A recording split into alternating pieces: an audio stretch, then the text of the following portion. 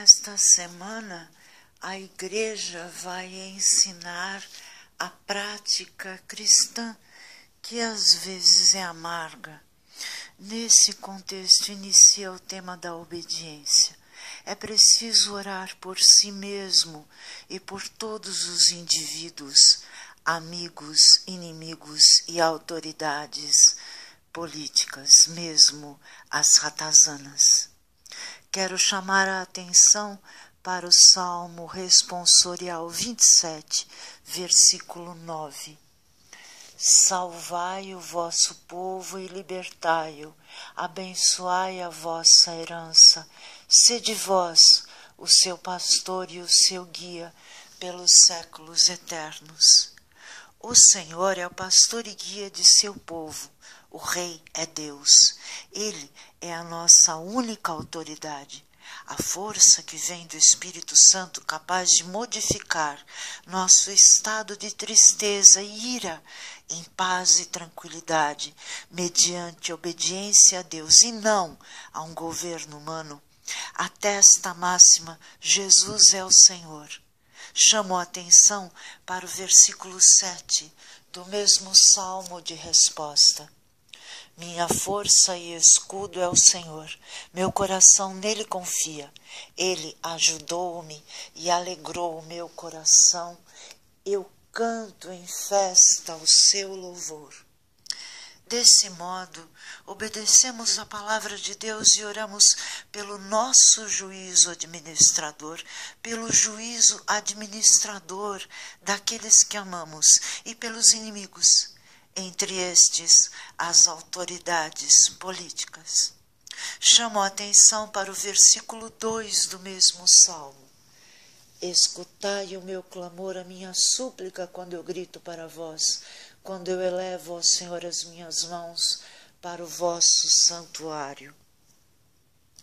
Por que orar pelas autoridades, se nossa autoridade é Deus? Se não fosse por amor a Deus como efeito de pura obediência à sua palavra, e o fruto dessa justiça é a paz, se não fosse por amor e obediência à ordem divina de amar os inimigos, seria por qual razão? Porque gostamos dos corruptos e usurpadores. Rezamos para as autoridades por amor e obediência. Chamo a atenção para os versículos de 1 a 5 da primeira leitura de hoje de Paulo a Timóteo.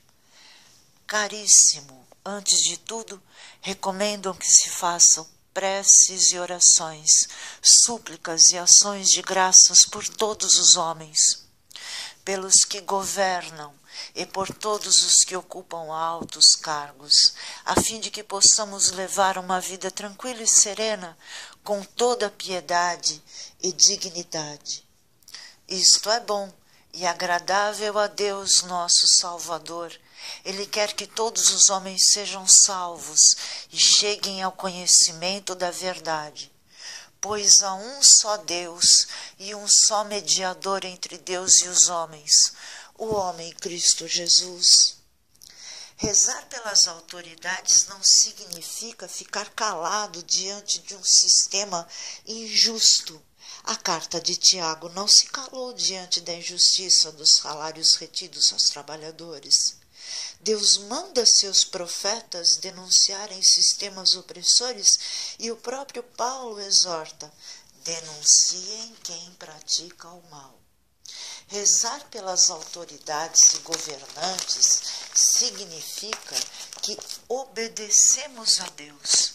Jeanne d'Arc obedeceu, lutou pela unificação da França e foi assassinada pelo clero com as bênçãos do rei que ela ajudou a consagrar.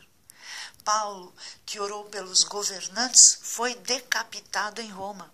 Jesus, que exortou a amar os inimigos e orar por eles, foi crucificado.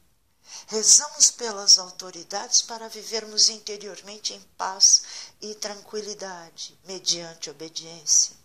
Rezamos por eles porque a salvação de Deus vem para todos os homens, por mais amargo que o remédio possa nos parecer. Porém, não é para o ditador sanguinário continuar matando que devemos rezar. A segunda carta de João é clara, nos versículos 16, capítulo 5. Se alguém vir seu irmão cometendo um pecado que não incorre em morte, ele pedirá, e Deus lhe dará vida. Sim, aos que não cometerem um pecado que incorre em morte. Há um pecado que incorre em morte. Não é a respeito desse pecado que eu digo que ele deve orar. Toda injustiça é pecado, contudo, há um pecado que não incorre em morte. Ou seja, oremos pelos inimigos e autoridades, mas não no sentido de que seus pecados continuem, e sim que se convertam deles, tornando-se de ratazanas, como os corruptos do Brasil, em homens justos, ainda que essa esperança possa ser uma coisa vã. Obedecemos e só isso. No Evangelho, Jesus cura o empregado de uma autoridade que tinha a maior fé de Israel. Uma autoridade que se preocupava com seus empregados e que merecia que se lhe fizesse um favor. Chamou atenção para os versículos 4 e 5 do Evangelho de hoje.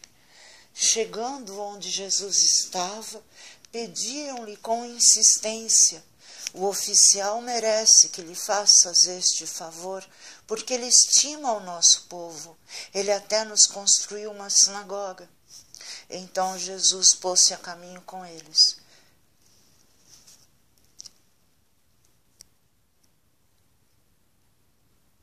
Não é fácil rezar para um corrupto se converter, mas o fruto da justiça é a paz, e é Deus quem liberta seu povo. Jesus é o Senhor, e o sofrimento do mundo deve ser posto nas costas de cada servo seu. Devemos tomar a cruz e segui-lo.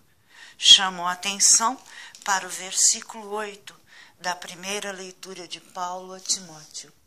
Quero, portanto, que em todo lugar os homens façam a oração, erguendo mãos santas, sem ira e sem discussões. Na véspera de sua paixão, Jesus tomou o pão, deu graças e o abençoou e o entregou a seus discípulos, dizendo: tomai todos e comei. Este é o meu corpo, que será entregue por vós. Do mesmo modo, ao fim da ceia, Jesus, tomando o cálice em suas mãos, deu graças novamente e o entregou a seus discípulos, dizendo: tomai todos e bebei. Este é o cálice do meu sangue, do sangue da nova e eterna aliança, que será derramado por vós e por todos para a remissão dos pecados. Fazei isto em memória de mim. Senhor, salvai-me.